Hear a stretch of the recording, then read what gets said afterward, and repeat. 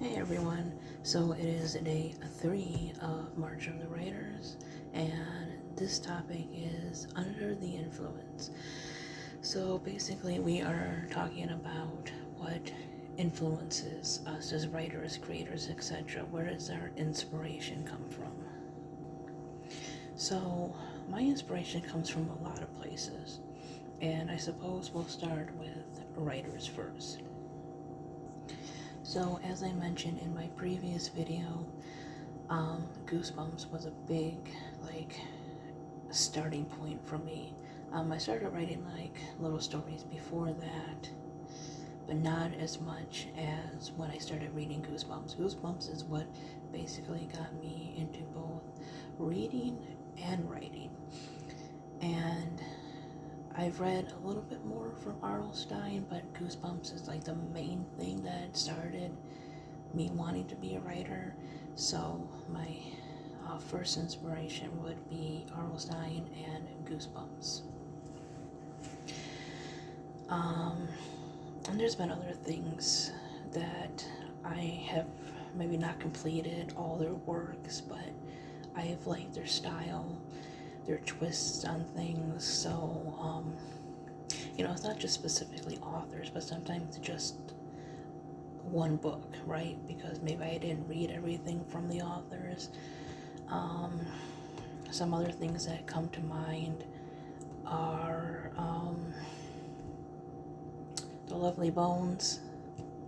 I love that story. It has one of my favorite opening lines, and that kind of inspired me to think of really interesting opening lines, that really draws people in.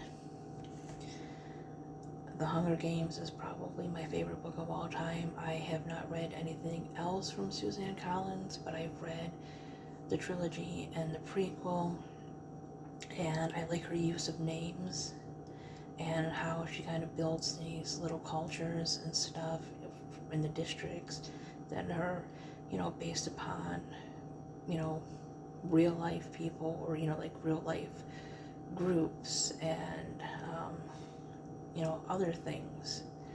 And yeah, her use of names is just really clever, and how certain people of certain districts or capital or whatever have certain names, and how they are tied to certain historical people, certain spots in the country, a lot of things. And that's something that I'm also kind of putting into my fantasy story. A lot of the names are based upon what goes along with zodiac signs and certain mythologies and stuff. So that's, an influence and inspiration there. Also, I like that her characters are not perfect, and they feel very human-like. And they both do things that you agree with, and sometimes you understand, and sometimes it's just really bad. So like I said, realistic.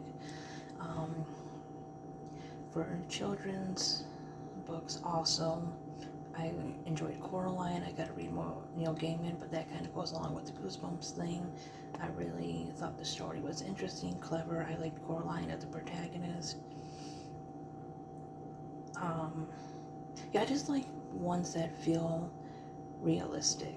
Like, they can sometimes be annoying, bratty, make stupid decisions. They're not liked by everyone, but they're also not hated by everyone. They just feel like a normal person, right? Like, Katniss feels like a normal person. The other people in that book feel like normal people, that these are things normal people would do. Coraline was believable as a real, girl in that situation. I also love books by Kate DiCamillo. I think I've read 4 or 5. Her books are kind of I would say a mix between fantasy-ish type things and realistic fiction, right? And again, take a book like Because of Winn-Dixie, that is very realistic in a lot of ways. Opal acts realistically like, I think she's 11, like an 11-year-old in that situation. The other people respond how I would expect people to respond, in those situations. So, those are 3 authors there. I'm getting more into Libba Bray. I like her writing style. It's a mix of deep and unique and just really fun. Beauty Queens and Going Bovine are excellent books that I have to reread again. And I don't know if you would call them like satire or surreal.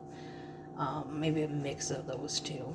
I'm pretty sure The Hunger Games is considered like a satire, a dark satire, but a satire. I do enjoy what I've read from John Green. I have not read the last book, which is like the nonfiction one, but at first I wasn't crazy about Looking for Alaska, and then I reread it and I definitely get it. I'm not sure which one is my favorite, but and I know a lot of people have issues with that, but I love the quotes. I do. And the characters are super fun. And it does have a lot of deep and meaningful points. Speaking of surreal and stuff like that, I'm not like an expert in art. I do enjoy it, but I can't name you every painting and every artist, or there's a lot of pieces of art that I like that I don't always remember who it's by and everything. But I've seen stuff that has inspired me, whether it's like actual paintings or, murals outside. I guess that would be a painting too.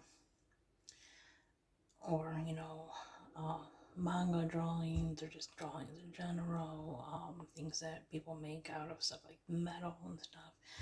I get inspirations from that. Probably,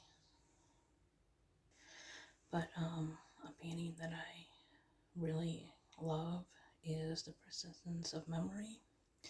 And for the life of me, I cannot remember if I like clocks, like wall clocks, because of that painting, or if I like the painting because I like clocks. But anyways, I love clocks. So yeah, I guess also random things, clocks, rain, flowers, nature,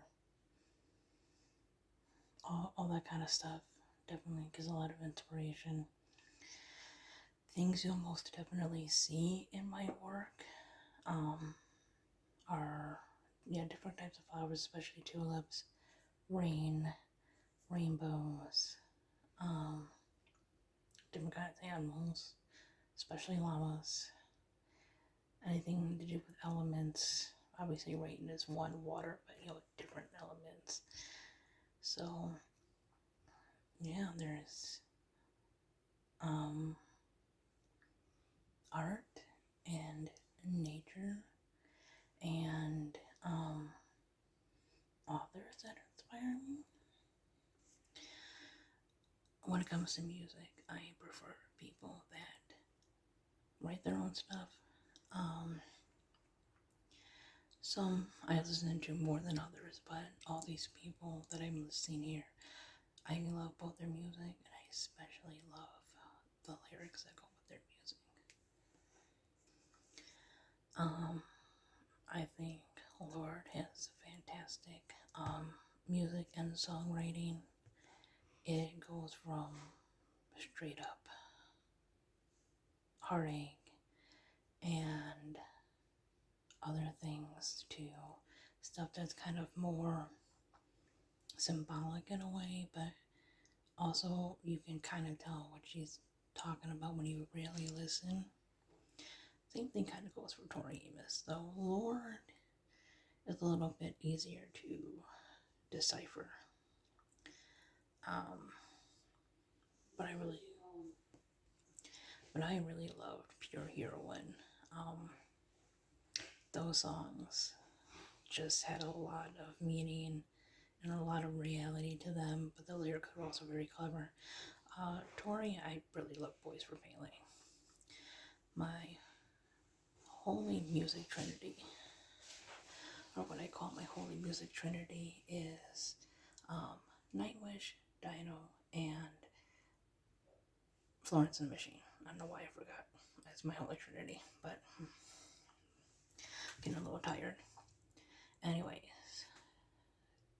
Dino is mostly what I use when I write poetry or realistic fiction. I know a lot of people just kind of think she makes love songs, but that's not all what they are. They're very personal, very deep, well written, very poetic. Same thing goes for the other ones, but I feel Nightwish is more suited for like fantasy storytelling or like something whimsical, depending on what I'm listening to. Especially if I'm like listening to dark passion play, that one can go for either adult, YA, or middle grade fantasy. Maybe some poetry too, but a lot of my fantasy scenes, I have like Nightwish on my playlist. I also, for that fantasy book, have a lot of Lindsay Sterling. Elements is my favorite song by her. And Florence and the Machine, that's a mix of like fantasy and realistic fiction. Um, Again, she has a lot of symbolism in there, kind of similar to Tori in a way.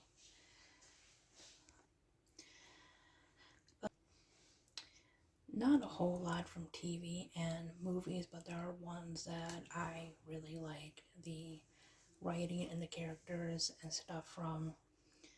And there are certain things that I've been inspired by. Um, I love American Horror Story. I love South Park. I love Family Guy. Um, I just think a lot of the writing is clever. For movies, I love Lilo and Stitch. That is such a like beautiful and sad and funny story, and I like that balance of emotions that it does. I think I mentioned Shrek already, but yeah, I like that twist in fairy tales.